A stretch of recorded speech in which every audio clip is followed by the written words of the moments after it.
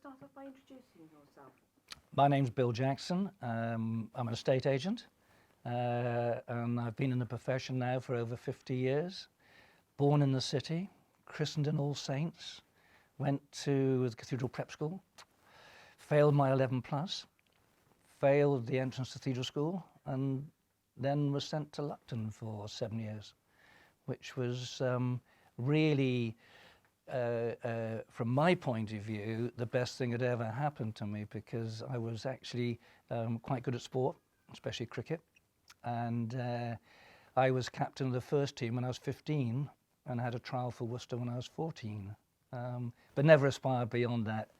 I captained the side for 3 years, and then I came and played in Hereford for City Sports when John Chad, who was playing for Worcester, came back and captained the Hereford City Sports side. And played there for 3 years, and then eventually when I'd finished my articles at Russell Baldwin and Brighton, we did 3 years, and we got paid £13 a month for 3 years. It was a contract, and you were articled to a chartered surveyor. And that there again was a great experience. Worked in the markets, and then specialised in property. And opened up, of course, in Leominster in 1967, where I'm still in the same premises. So I haven't moved far, but Hereford has changed. When I was a youngster, we had no television. First television I saw was the coronation in '52, and we all went to a neighbour's house and sat in the front room, about 20 people, in a little box, which was just only around about 9 inches square. But we played outside. I grew up in Three Elms, the Yaser Brook. I know all the Yaser Brook, Huntington, the duck ponds. We played in nature. We had bows and arrows, catapults, Bowie knives, and we would ride into Hereford on our bikes and go to Ascari's, the first Italian coffee, and park our bikes, and we would walk in with our sheath knives strapped to our legs. Nowadays, of course, if you did that, you'd be arrested. Hereford was booming in those days. You had wonderful stores like Greenlands, was the Harrods to London, Greenlands was to Hereford, and the whole of Wales. Gus Edwards's with the concave window. And of course at Christmas, that was a great time at Greenlands for Father Christmas. They had the most magnificent grotto downstairs in the basement, and also a penny bird machine. You put a penny in and the bird sang. So for a child growing up, and I grew up because we lived first of all in Ine Street before moving out to Portway and then Three Elms. They came into Three Elms to have me closer to the prep school, and in those days I used to go to school by myself and come home at lunch, and it was a penny halfpenny return into town and twopence halfpenny for a return.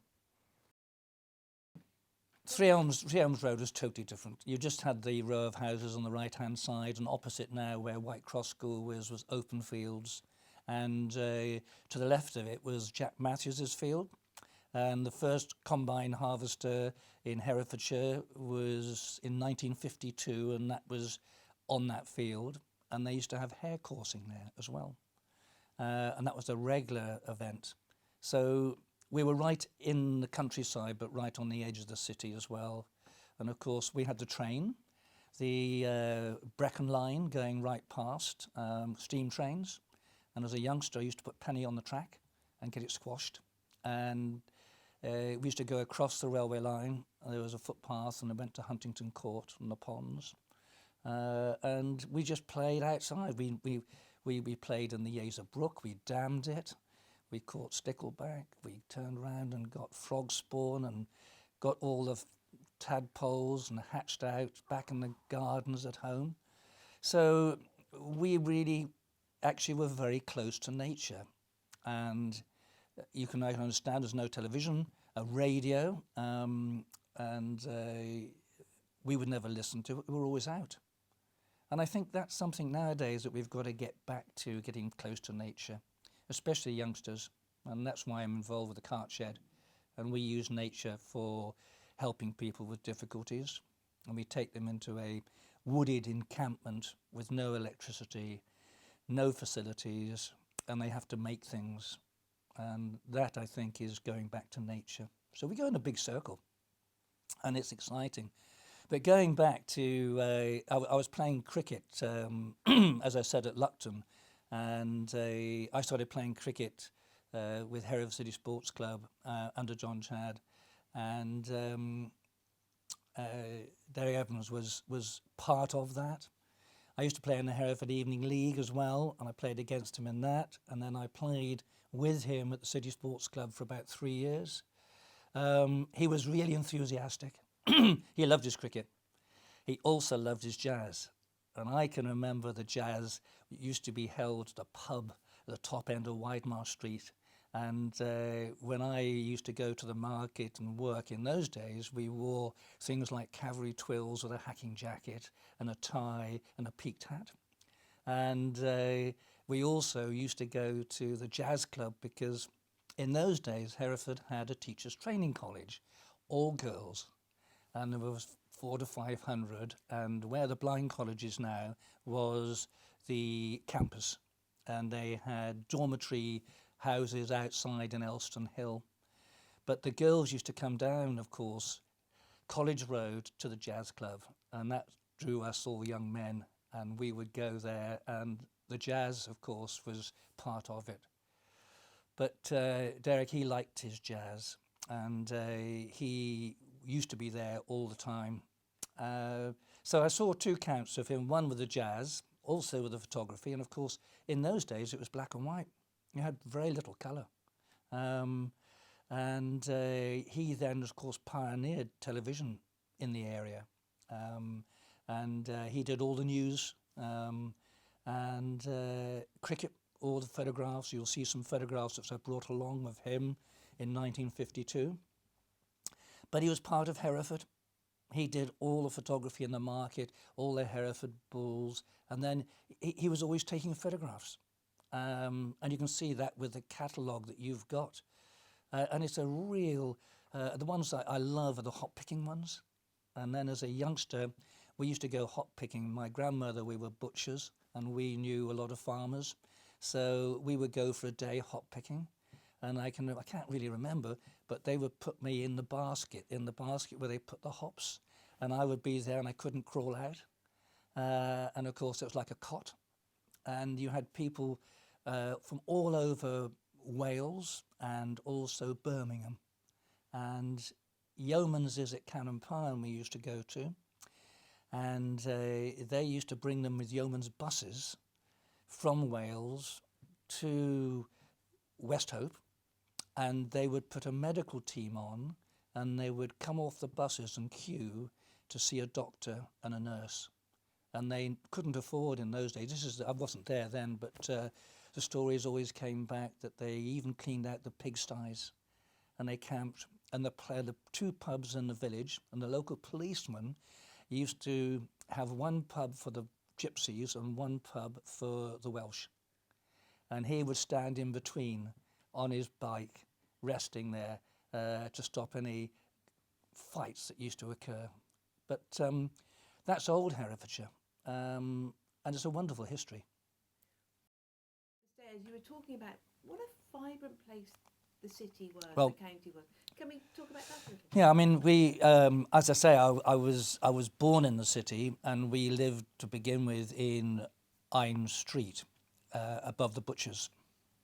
And of course, even when we moved out to Three Elms, that was also home. And my grandmother then moved to the Friar's House. And I was always in the city. Down here by the bridge, I had a dog called Pip. And I used to take Pip for a walk. And I was only 4 or 5.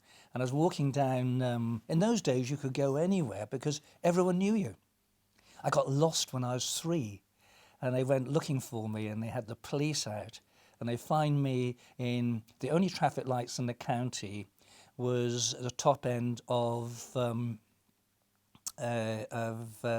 Ine Street, and in Ine Street was Curry's, and that was the shop that sold the radios and bicycles, and it had a concave window that went actually in the recess.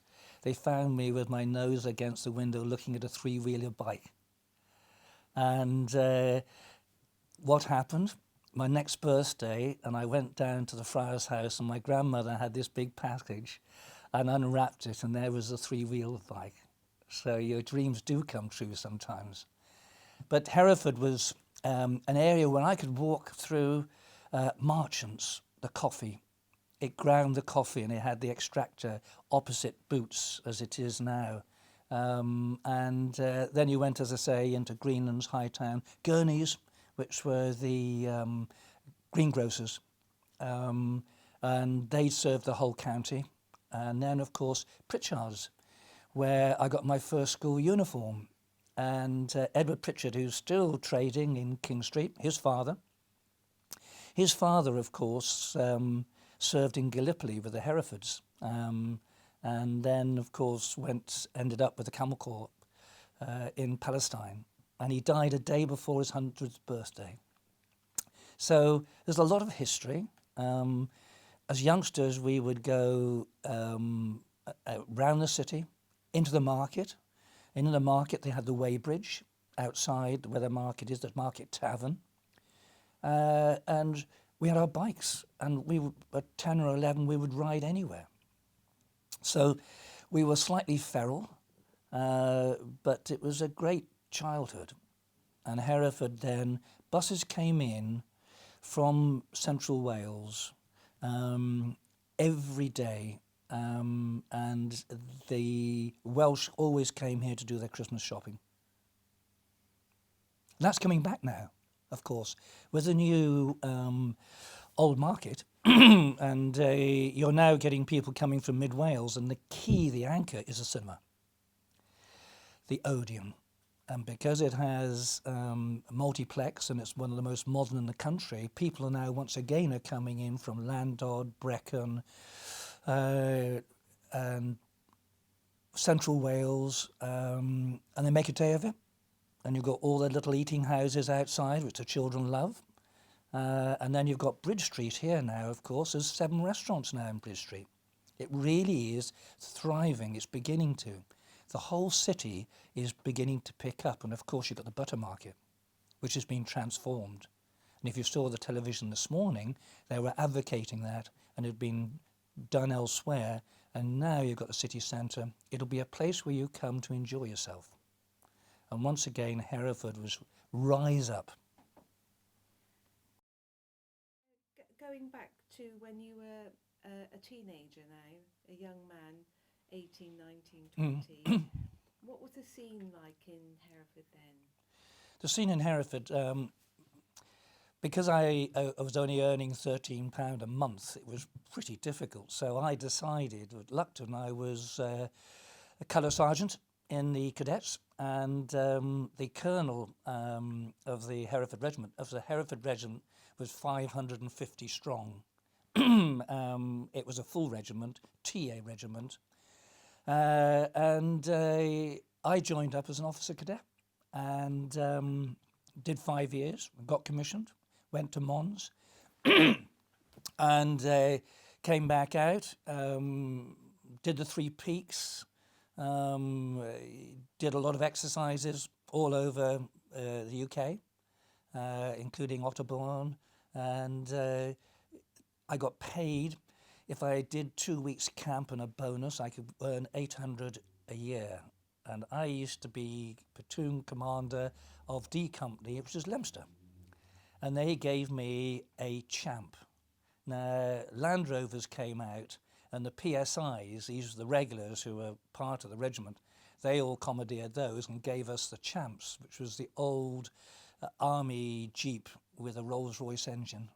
And it could go as fast forward as it could backwards, because it was a scout car. When the infantry would go forward, we'd recce, and then we would actually then put a red lever at the side, and you pull that back, and you could go the same speed in reverse using the gears. And we went on a special course to Otterbourne to learn how to drive in reverse. You drove from your mirrors, and you changed gears, and you went up to 15, 20 miles an hour in reverse.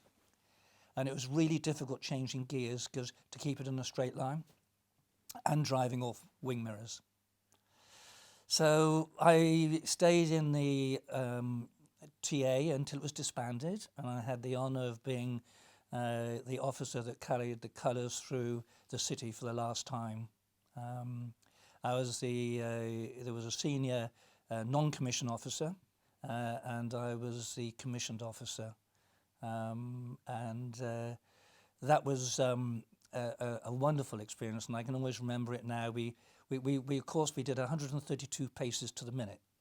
It was bang, bang, bang, bang, bang, bang, and we walked right through from Harold Street, TA, into a parade in High Town. All the dignitaries were there, and then we had the two colours, and then we marched from there to the cathedral. We went through the North Aisle, and there's certain things in life that you don't forget. I was marching down the aisle, and someone's umbrella came out halfway across, and I went and I kicked it, and it went up in the air in front of me, and a person in front caught it and pulled it in, and I went straight on. And I've never known to this day who that person was, but they would have prevented me from tripping over, more than likely, going down there. So, a lot of good memories. Cathedral's always been a very close part of me as well. I think it's one of our most treasured jewels, and all the work that goes on there now and the team there with Michael Taverner and the rest, they do a phenomenal job. We're very lucky to have them. And of course, as High Sheriff, I was there and used to get the throne at the front. If the Lord Lieutenant was there, then she had Lady Darley the #1 spot, and you would have #2. And if she wasn't there, you'd have #1 right out in front. The jazz club. Yes. So just to get a sense of that and what it looked like and what it sounded like and stuff. What did people wear? Was it a hip young place? It was. It was a room. You went round the back. There's a fish and chip shop still there, and you went round the back, and there's two big doors, and you went in, and the jazz, the players were right at the far end, and it get you absolutely packed. And sometimes if you got late, you just couldn't get in. You were outside in the yard virtually listening to it. People were pretty conservative. You know, we didn't really embrace the flower power of the 60s, although we had a lot of people coming out from London and elsewhere to buy small holdings and cottages and try and live off the land, and the hippie side. Us as youngsters, we never really participated. We were pretty conservative, especially in the job that I was in, which was in the market. So you had your uniform, which was, say, cavalry twills, hacking jacket, polished brown shoes, and a peaked hat and a tie. And that was your uniform. So, so was there smoking in the club? Was there Oh yeah. dancing? Oh yes. No, Was smoking, dancing down the front, but it would get pretty cramped. But smoking, yeah. I mean, it was absolutely, smoking in those days. Everyone smoked. I smoked, and that was you would come out, and it never bothered us, but you would smell of smoke whichever pub you went into. And of course, pipes were smoked, and cigars, but pipes were very common. Cigarettes, and everyone smoked virtually. Very few people didn't. Was there, do you remember any particular characters or performers from the club, or were there any romances born? The romances, I'm sure. The thing is, especially from the college, I mean, a lot of people it was an opportunity to in close proximity, you could talk or whatever, and strike up conversation with someone. And yes, I mean, that was where we went to try and date someone. There weren't that many opportunities, young farmers' dances and things like that. But in the city, that was where a prime area to go. That's where you targeted to go. And of course, the college meant that there's an awful lot of young ladies coming in at 18 to do their 3-year teachers training course. So was it a place that parents would have approved of? Or was it Yes, I mean, in as much that they knew where you were. I mean, remember, we were 17, 18 then. But there was never, I can never ever remember there being any fights or anything there that would arouse people's concerns. Everyone went there to enjoy themselves, and it was, and people from all walks of life enjoy jazz. And you've got not only us youngsters, but also some quite senior citizens as well who had come. And it was a source of entertainment. We would cycle there when we got our cars. And I can remember the first minis that came out. A friend of mine had a Mini, he bought it brand new for £384, and it had one seat for the driver. And you had to buy the passenger seat. And that was a van. And then he put seats in the back of the van, which I think he bought second-hand from somewhere. We didn't have cars. The first person who had a car in our crowd was Alan Powell, Powell's the Builders. And he had a Morris Minor, and we used to pile into that and go all over the place, including cricket tours to Guildford and elsewhere. So, yeah, we had a great time. As youngsters, there was always something to do. And Hereford was a great place to live. What other things did you get up to as a young man then? You talked about coffee bars. Was that a place people would hang out? Yeah, we had, of course, Ascari's, and that was the first espresso coffee house in Hereford. And the family is still running it, and that has expanded. And there used to be going in there in a far corner where we used to go as youngsters. And of course, in the early days, we used to go at 16 or 17, and we used to go to the Salmon Inn, to the pub. We wouldn't go to the Three Elms, which are close to us, because everyone knew who we were. So we'd cycle to the other end of town to go into the pub there and play darts and have a pint of shandy, and we thought we were the whiz kids, and cycle back. Yeah, I mean, you had a freedom, and not many went to university. Quite a few basically did they could leave school at 15, and they did apprenticeships.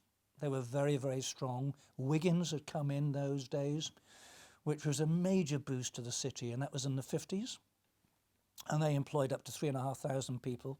And they had their own training programs, and the boys, I think they still do now, and girls, of course, run round and they do their physical fitness, which they had as part of their training. Some really, really advanced engineers were created up there in the alloys. Bulmers cider, which was really very, very strong in those days as well, when they had their own transport. And then, of course, Sun Valley came along, which is Cargill. And that's changed because they've been bought out by corporates, and that meant senior management was taken. So suddenly Hereford lost all their, or not all, but a lot of their high earners. That was senior management. That's 100,000 plus. And they took that, of course, to their headquarters, wherever they were, Heineken, and then Cargill. Although Cargill did have a layer of senior management. So in the 50s and 60s, was there a strong entrepreneurial type spirit in the county? Yeah, and farming. Farming was still a really major employer. Huntington Court in the 1950s was 500 acres, and there was a big farm in those days, and they still had a couple of shires, horses there. Mr. Powell used to have those, and they employed 11 people on that farm, whereas now 500 acres, it's just a father and son. It's a family concern. So, but agricultural wages in the 60s and 70s, Dales and Leominster, basic wage was £16 a week. That was the agricultural wage. and they got paid £2 guaranteed overtime and make-up to put them to 1,000. So they could afford to buy a semi-detached bungalow for £1,950 in those days, in Leominster, in Castle Fields. Could you describe what kind of a time you used to have in the 50s and 60s in Herefordshire? Well, in Herefordshire, I was also very lucky to go to Luckton School, which I went to in 1956. And that was really out in the most rural area of North Herefordshire. So the countryside, that was our playground. And we also played a lot of sport there, rugby, Luctonians Rugby Club. And I played for the school, and I played for Luctonians for 17 seasons. So North Herefordshire is an important part of my life as well, especially from the age of 11 upwards. Boarding schools were pretty basic. We had no heating in the dormitories. And I can remember waking up one morning, and we had little sort of lockers of 3 beds, and Piggy Moretta's was in the middle, called Piggy Moretta's because his father bred pigs. And there's Piggy 1, Piggy 2, Piggy 3. That was 3 brothers. And woke up one winter's morning, and the windows had to be half open.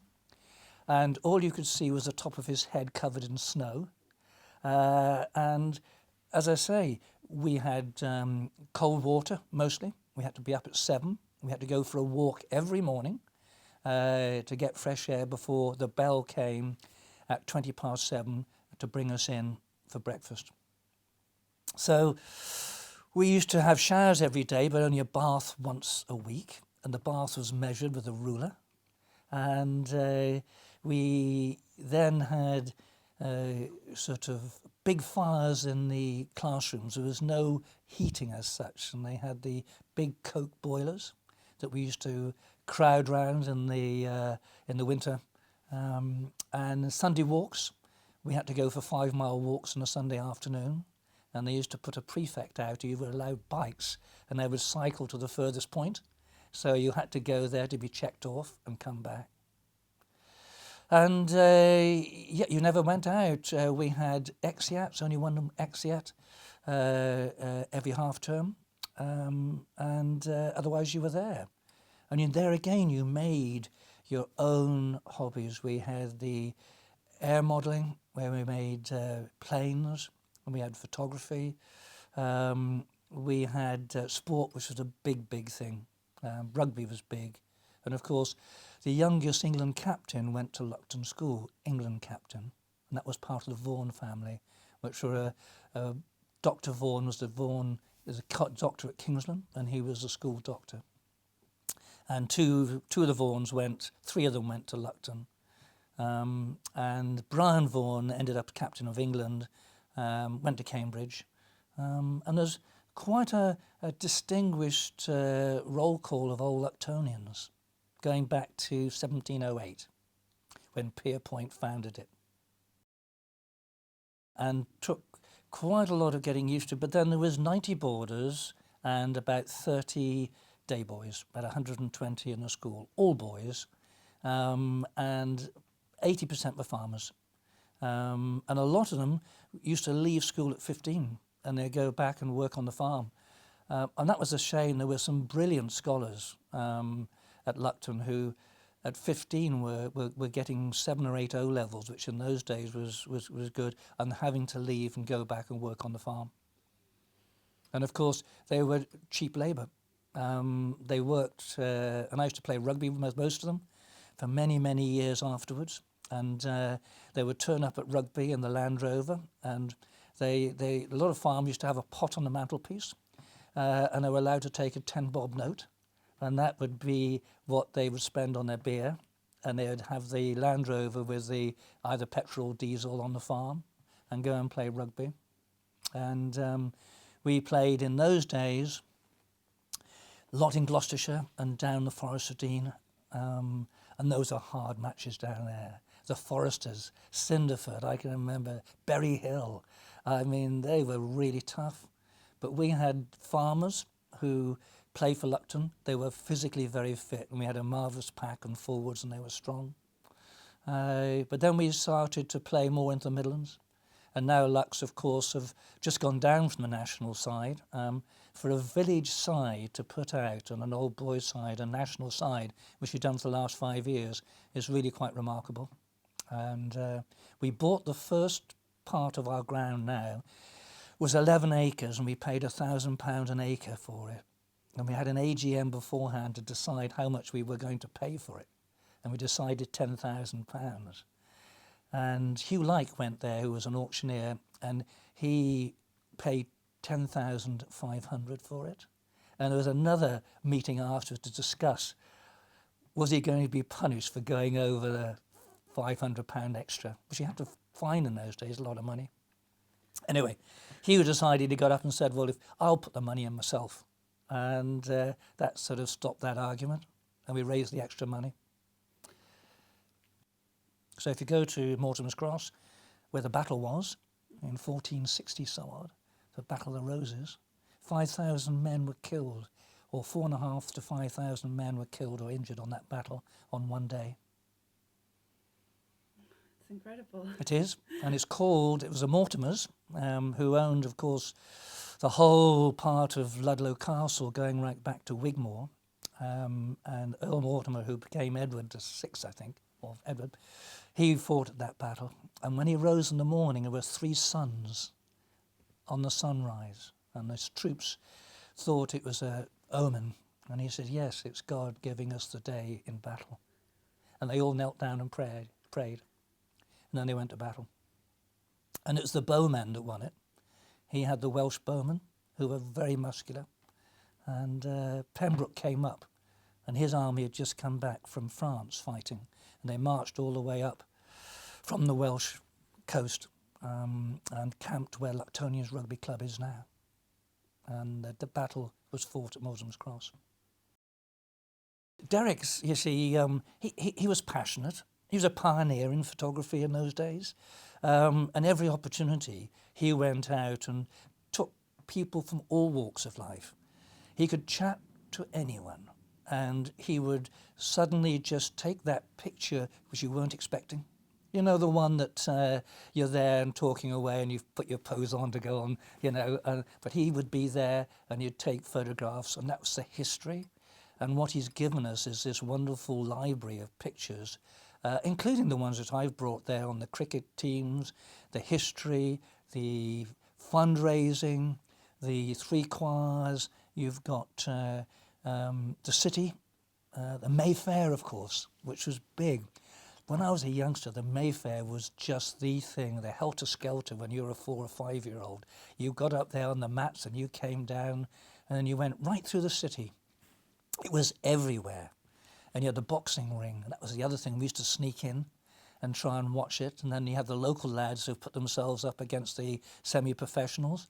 And that was really, really quite basic. It was really sort of the professionals, but some of the young lads really, really gave a good fight. And then, of course, you had the naughty dancers as well, which as youngsters we were sort of enthralled in these sort of pictures of these scantily clad women on the outside of the dance show that they used to have, and that was always down Commercial Road.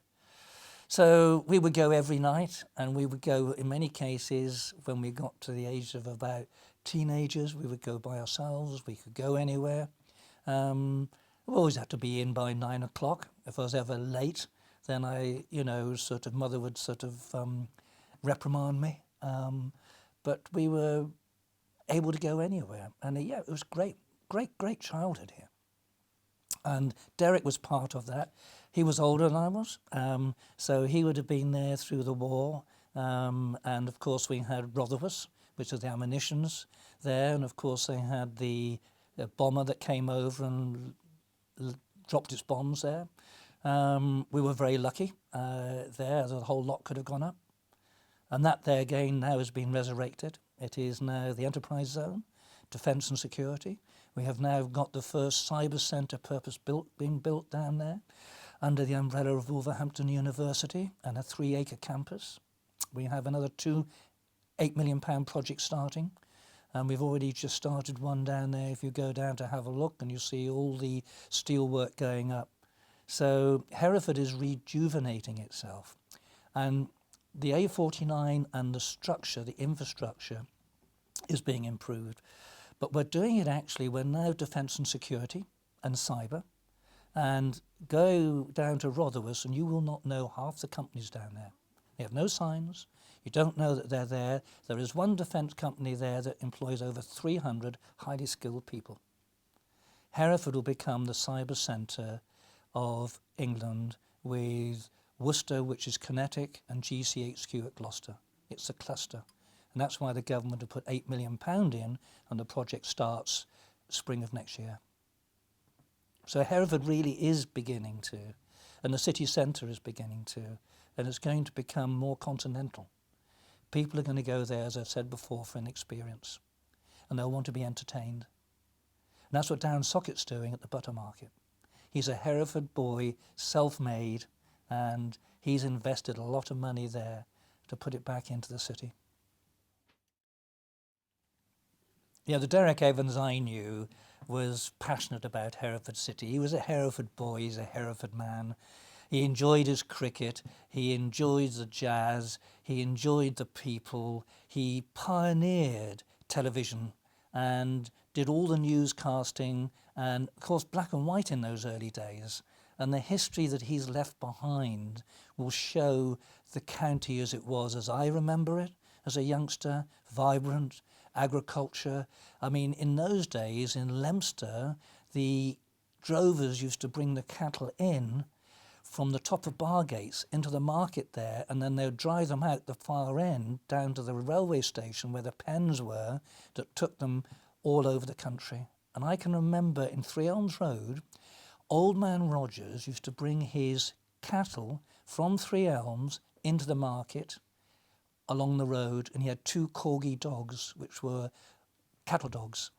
And he, with a stick, and his farmhand would walk right into the city centre with the cattle. And that was in the 50s, early 50s. And we as boys thought it was wonderful. See these cattle come down and into there. So the whole city was, and the abattoir, of course, and the famous times when some of the cattle got out and ran loose, ran through the city. It was an area where everyone knew everyone else. There were families there, especially trade. We were trade, we were butchers. And then you had all the trade, all the families, and they lived in the smarter houses on the fringes of the city, the merchants. But they knew everyone. Everyone knew everything. I am related to nearly every farming family through my mother's side in the county, if they're not cousins once removed or twice, and I can find out anything about anyone quicker than you can on your computers. And not only that, I'll be more accurate. So it's that's gone, not totally, but you haven't got that sense of being at home, never being worried. Everyone knew where you were, and the city, which goes back, of course, like the bridge here, to the 12th, 8th, 9th century. And of course the High Sheriffs go back. They're the oldest office in the land, and they go back to the 9th century. I traced one back to 981. And of course then we were in charge of law and order. We were in charge of collecting taxes. And that's why we only had the office for a year, because it was so onerous. And our county of Herefordshire was where we were the boss. And we were, in many cases, we went to war. And as soon as the king raised an army, then the High Sheriff with his posse would go to war. And there are the pikes now still in the museum that the posse used to go with the High Sheriff to greet the judges, travelling judges, on the edge of the boundary to take over from the next door High Sheriff and his posse. And we still now have the uniform of the High Sheriff, which was created by Queen Victoria in 1886. and that's the breeches and the sword, the rapier, which we still carry. And we are allowed to carry it through the city. When I became High Sheriff, I inquired, could I actually walk through the city with the rapier? And was told, yes, you are on military duty. And that's why the forces, of course, can on parade wear their or have their swords.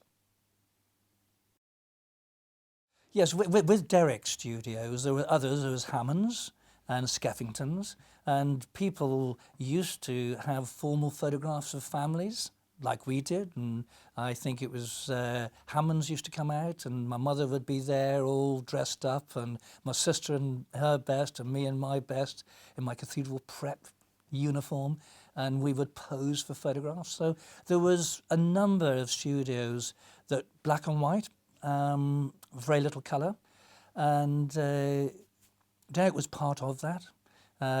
He was the pioneer also in early TV. That was where he really was the front runner and recorded an awful lot of films of the county. But that, as I've said it before, he's passionate. He was a Hereford man, born and bred, and he knew everyone, absolutely everyone. And not only from his sporting cricket. I mean, we used to play cricket sometimes 7 days a week. We would play in the league in the evenings and knockouts, and we'd play for the sports club on Saturdays and Sundays, because there wasn't much else to do. You played sport, and if you're good at sport, then it was great and it opened doors. But he was part of the city. Everyone knew him. Everyone basically had a story to tell, and he had a picture to take. And this is what you're putting together now, which I'm sure will be history in the making. So I really liked what you were saying earlier, drawing the connections between the vibrancy of Hereford in Derrick's kind of black and white photography era and the rejuvenation of Herefordshire now, and whether you think that's got anything to do with the appropriateness of the time that we're making this. Derrick was someone that put all his energy into what he did. Photography was his life. It was his passion. Like his cricket, like his jazz, whatever he undertook, he was 100%.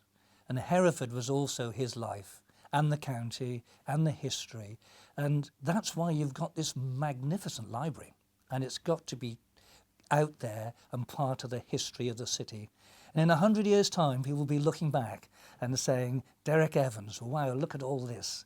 And not only that, I've been lucky enough to see the city change. When I was young, as I said before, it was a wonderful place to be brought up. It was great. It had its problems. Those have now been overcome, and you've got the old market development, which I was a strong supporter and gave evidence and support for it. A lot of opposition, but now has proved to be a great success. And then you've got this, what I call the snake, from the old market coming down Widemar Street and into High Town.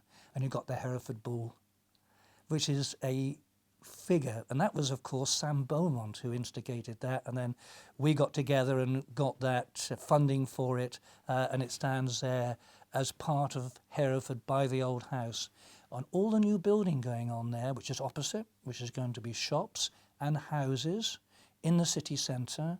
You're getting a lot of flats now being redeveloped. I have an apartment myself above the office, overlooking the cathedral. I spend 4 nights there in the city. I love it. I can go down to the Den, which is just opened up here for an evening meal, which is great. There's 7 restaurants in Bridge Street. I can go down to Bishop's Meadow when the dog comes down and stays. I can run all through the fields there and the pitches, and then back into Carousel Green, where, of course, the local community have taken control again and really doing some wonderful works. So the whole city is beginning to pull together. And you've got the city centre now, which will change. We will see more continental dining. I'm absolutely sure we will see heaters outside in the High Town, and as it is now with the coffee, and people coming in from all Central Wales. That's our market, that's our catchment area, not down to Cardiff, into Hereford. And with the jobs coming and the bypass starting next year as well, funding's in place from the A49 to the A465. The route has been agreed, and the route going on to the A49 at Lyde has also been agreed now in principle. So the city will change, and I think it'll just be a wonderful place to live. And I'm really, really delighted that my mother came back from Ireland to have me born here, and it's been a privilege. And as being a Hereford boy, born and bred, worked, I've made a career here. I've been lucky enough to travel all over the world. I'm off to, just come back from South Korea.